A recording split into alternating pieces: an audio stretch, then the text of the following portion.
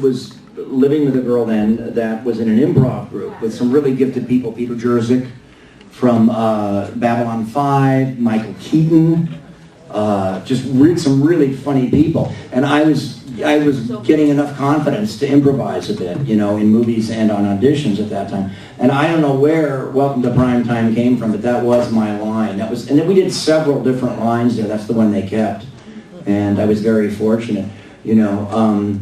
It's so funny because I don't run into Charlie a lot, and in the 70s and the early 80s, I can't tell you how many parts I lost in this bitch. I would see him on interviews, and Jonathan Banks used to be in the room with us back in those days, you know. And Charlie, you know, had all the heat then off of Welcome Back, Kotter. But it's so funny because we run into each other now, and the time before I saw Charlie, he hadn't done Zodiac yet, and then I saw Zodiac.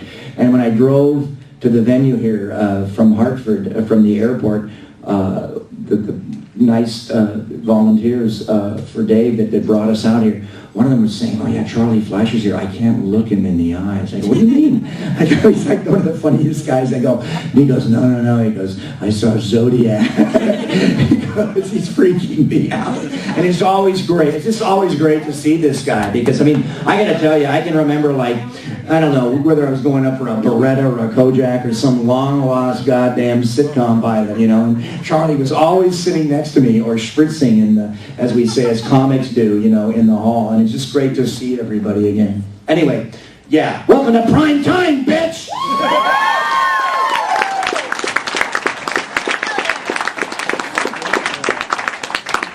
Over here. This question is for Robert. How do you feel going from Willie in V to like Robert and Freddy Krueger? You know, it's just, it wasn't a big deal because that's what we actors do, you know. And I didn't like consciously think of that because I had been, you know, people say, "Oh, you're typecast in the horror genre." You know, I was a nerd for 5 years. I was the best friend for 5 years, you know. I was geek for 5 years. And it's kind of more fun to be a monster. Look at the girls I get, huh? Come on, you know, I mean, it's kind of nice, you know. We cried for you in V, though. Come on. But no, I mean, V was a great experience, and you know, I literally, Brandon Tartikoff, none other than Brandon Tartikoff, the head of NBC, called me at home and explained his dismay at the cancellation. They realized very shortly they'd made a terrible mistake in canceling that show. But, you know, we brought John Dykstra to television from Star Wars, and it really elevated the budget of that show. Plus, our cast was too big. And, you know, but those two factors that just sort of caused NBC to say, you know, it just wasn't feasible. And then almost immediately they recognized that. But I wasn't about contrast then. Now I know it's a happy accident of a career, you know, to play someone as benign and sweet and gentle, you know, and then to do Freddy as a contrast to the public. That looks like, you know, I have some talent, but actually not a person sitting here that can't do that. We all like to play both sides of the deck and both sides of the coin, you know, in our personalities. Okay, over here. Going from playing Freddy to like playing Behind the Mask and play the Ahab, going from killer to now chaser. How was that for you?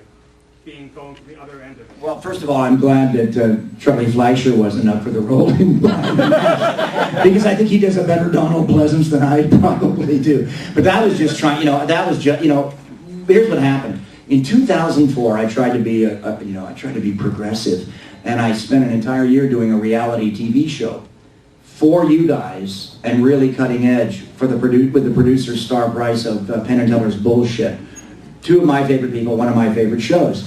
And some true anarchy there. And what happened was I lost the momentum from the hit show Freddy vs. Jason. You know, Freddy vs. Jason was a true home run. And I got home after my reality show sucked. I didn't sell.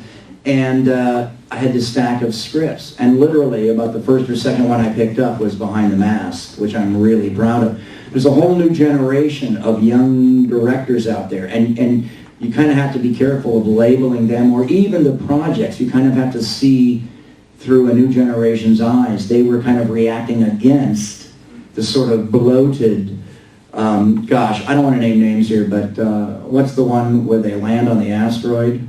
Armageddon. You know, I mean, it's like, you know, I don't know. You watch that on a desert island. It was just too bloated, you know, and I think there was a reaction to those kind of movies by a younger generation. And I've been fortunate enough to do some good work with these young directors.